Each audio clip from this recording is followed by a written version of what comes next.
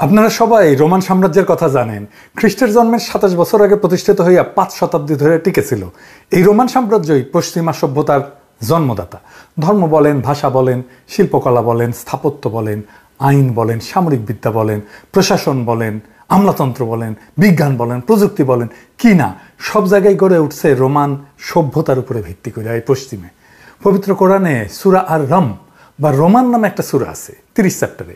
এই সূরাটা রোমানদের সাম্প্রতিক পরাজয়ের একটা রেফারেন্স দিয়ে শুরু হয়েছে। বলা হয়েছে রোমান যারা খ্রিস্টান ছিল এবং ঈশ্বরে বিশ্বাসী ছিল তারা কার হাতে পরাজিত হবে। সেই সময় আগুনের উপাসনাকারী পারস্যদের হাতে পরাজিত হবে প্রথমে, তারপরে আবার তারা বিজয়ী হবে এবং জেরুজালেমে অধিকার প্রতিষ্ঠা করবে। এবং কোরআন শরীফ ভবিষ্যৎবাণী করছিল যে শীঘ্রই রোমানরা এই পারস্যদের পরাজিত করবে এবং জেরুজালেম ফিরে পাবে। এই ভবিষ্যৎবাণীটা খুব শীঘ্রই ৬২২ সালে বাস্তবায়িত হয়েছিল। এইটা পবিত্র কোরআনের একটা অলৌকিক ঘটনা হিসাবে দেখা হয়। It was so accurate prediction of future historical event যে দেখলে বিস্মিত হতে হয়। আমি রোমান সাম্রাজ্যের কথা বলে শুরু করার কারণ হইল রোমান সম্রাট ক্যালিগুলা, যিনি ৩৭ খ্রিস্টাব্দ থেকে ৪১ খ্রিস্টাব্দ পর্যন্ত শাসন করছিলেন। ক্যালিগুলার নামে একটা সিনেমাও আছে হলিউডের, দেখেন যদি সময় পান। উনি আমাদের কালারানের মতোই নির্মমতার নিষ্ঠুরতার জন্য পরিচিত ছিলেন। এমনকি চাঁদের সাথে নাকি ওনার কথাবার্তা হইতো।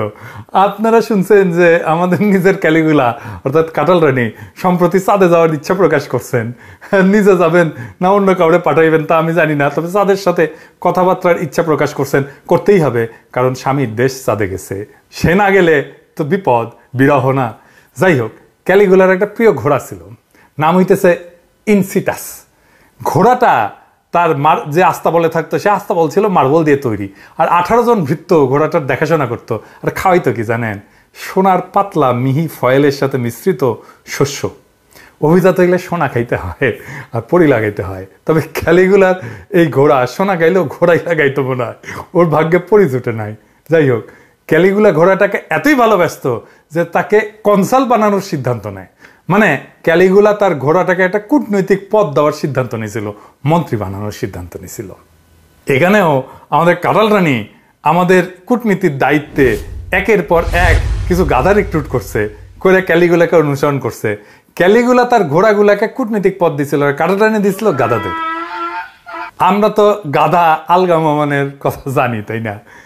ভারতকে বলে আসছিল যে হাসিনা ক্ষমতায় রাখতে হবে, আর বাংলাদেশ ভারত সম্পর্ককে স্বামী স্ত্রীর মতো বলে সার্টিফিকেট দিছিল। তো আমরা ভাবছিলাম যে পরিস্থিতি এর চেয়ে আর খারাপ হইতে পারে না, কিন্তু হায়, এর চেয়েও খারাপ জিনিস আমাদের কপালে জুটছে। আমাদের এখন আছে হাসাও মাহমুদ, একজন বেলজিয়ান নাগরিক, যার বেলজিয়ান পাসপোর্ট দিল্লিতে বেলজিয়ান দূতাবাসে ভল্টে নাকি রাখা আছে। উই কয়দিন আগে কইছে যে মোদি অনুমোদন করায় কাটাল রানীর চীন সফর হচ্ছে। গাদার মাথায় এটাও আসে না, মোদি যদি তার সার্বভৌম কর্তা হয় তাইলে সে নিজে পররাষ্ট্রমন্ত্রী হইতে পারবে না, কারণ বাংলাদেশকে তো আর স্বাধীন দেশ হিসেবে বিবেচনা করা হবে না। স্বাধীন দেশ না হইলে পররাষ্ট্রমন্ত্রী থাকার কোনো যুক্তি নাই। পশ্চিমবঙ্গের কি পররাষ্ট্রমন্ত্রী আছে? নাই তো, তাই না? তো একই যুক্তিতে কাটাল রানী সত্যি যদি একজন প্রধানমন্ত্রী হয় তাইলে তার তো আর একটা দেশে প্রধানমন্ত্রীর অনুমতি নেওয়ার দরকার নাই। তার কথাতেই কাটাল রানী এখন একজন সত্যিকারের প্রধানমন্ত্রী না, একটা দেশের সার্বভৌম দেশের প্রধানমন্ত্রী না। সে যা বলছে সেটা সত্য হইলেও ক্ষমতাসীন বলে দাবি করা সরকারের শীর্ষ একজন পররাষ্ট্র বিষয়ক কূটনীতি বিষয়ক একজন কর্মকর্তা মন্ত্রী কখনোই এরকম প্রকাশ্যে কথা বলা উচিত না। এরপরে আর একটা কাঁধা কাউয়া কাদের এসে উচ্চারণ করে ভারত আমাদের রাজনৈতিক বন্ধু এবং চীন আমাদের উন্নয়নের বন্ধু। কাউয়া কাউয়া, হ্যাঁ কাউয়ার সাউন্ড দেন, দেন জোরে দেন, আরো জোরে, কান ফাটায় দেন এডিটর সাহেব। দুই দেশে আপনি ইদানিং কম সাউন্ড দিচ্ছেন, আরো জোরে। দুই দেশের মধ্যে দ্বিপাক্ষিক সম্পর্কের ভিত্তি কি? রাজনৈতিক সম্পর্ক।